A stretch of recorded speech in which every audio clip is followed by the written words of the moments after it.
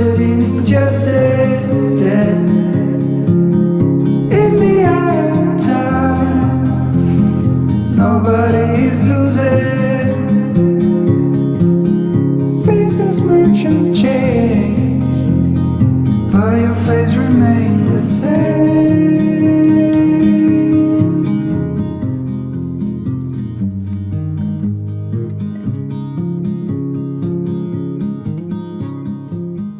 Is down for an early nap, so I'm taking this chance to come and talk to you all. When you become a parent, you are automatically included into the 4am eye bag club, and I don't think I'm ever going to get rid of these, but that's okay.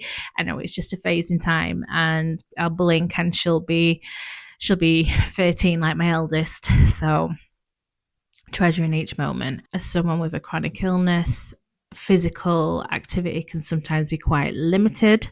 So whenever I am feeling capable of exerting myself that little bit more, I like to get out in nature, somewhere calm, somewhere relaxing, somewhere that I can take things at my own pace. Yeah, it was absolutely lovely. There's just something so freeing about being out and listening to the animal sounds and the fresh air, and there was water nearby, and I'm hoping this year to make a point of getting out into nature as much as I can. While we were in the woods, collected some soil that I'm going to be drying out, and I collected some moss off the ground and off the dead trees to use in my work, because I like to use a lot of natural elements in my creations, but I don't know what I'm going to do with it, what it's going to be turned into. But as always, I'm just excited to share the creative journey with you.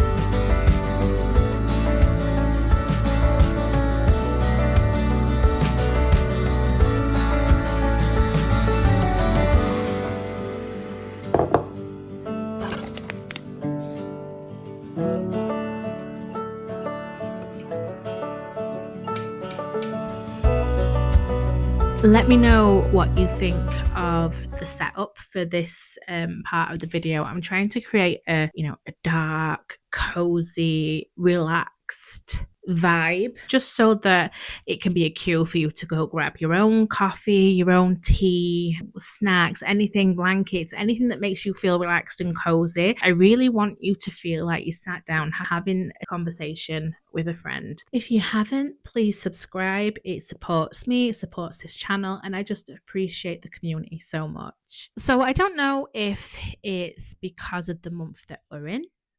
February is the month of love, self-care, but it's kind of got me thinking a little bit especially since I found it so difficult the last few weeks to get done the things that I wanted to do. I found myself feeling more and more focused on what self-love means to me and what I don't think is talked about enough. Self-love, self-care is a necessity.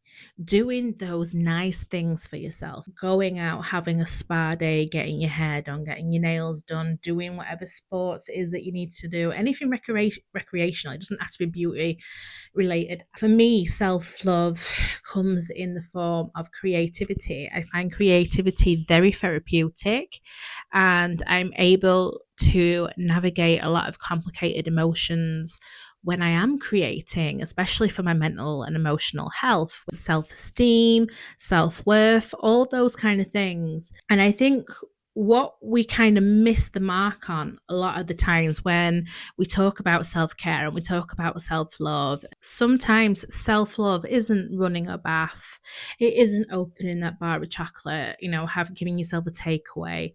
Sometimes self-love is saying no to the things that we think are good for us. Sometimes self-love is making a hard decision today that will positively impact you in the future. And that's something that I've really had to come to grips with, especially in regards to how I have been treating my health, my mind, what I've been exposing myself to.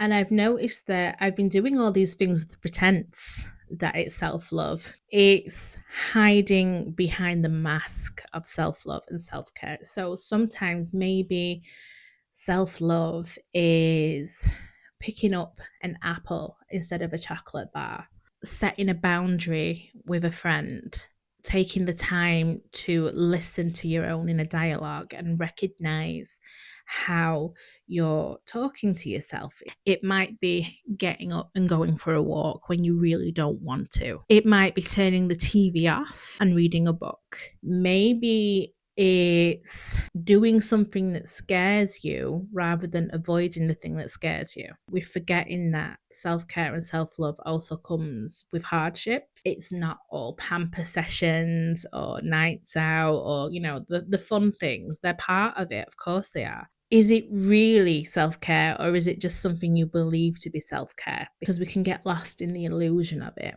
I found that I've been getting angrier when I haven't been able to do the things that I want to do because of one thing or another. At the end of the day, I have a small baby and my routine isn't going to go as smoothly as it might have done prior to Fia being born. I had a lot of years between Fia and Faith, and I was starting to develop a sense of freedom that has changed now. It's not that I don't have that freedom anymore. It's just that my routine and my lifestyle has changed. And even though the old parts of me might disagree in some way, shape, or form, it's changed for the better. And it's just learning to adapt the self-care practices and the things that I need in a way that actually benefit me now. Do something now that your future self will thank you for is definitely a mind frame I think a lot of us need to shift back into, because we're so used to instant gratification and instant results that we've forgotten the importance of waiting. We've forgotten the importance of being able to be in a process rather than wanting something and having it straight away. And I'm noticing this more and more in the online space with small businesses and even in my own day-to-day moments. And this is what I like about the way that Faith and Feed the business is going, is that everything is slowing down. Everything is slow. I have to take my time. I can't rush. And that is perfect because so much wisdom in the waiting and learning and growth and evolving. And from those lessons, I'm learning how to love myself properly.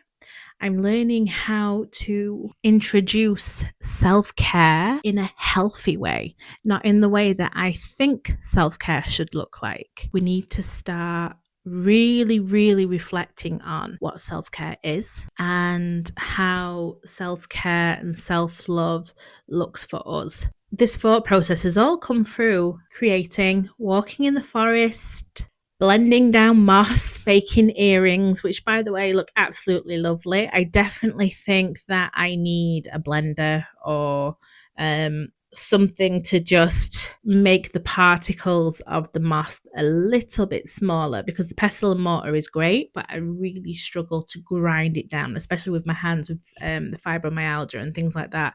I end up in a lot of discomfort afterwards. But I am happy with the way that the earrings turned out. I think that they're really pretty. I am going to try and get some more lighter pigments of moss, try and make different shades of green in the earrings. But I think that's what's beautiful about them, is that they are natural, that it is the pigments of the forest that we forage. I don't think I have anything else to say. Fia actually finally stayed asleep for the few minutes that I needed to record this.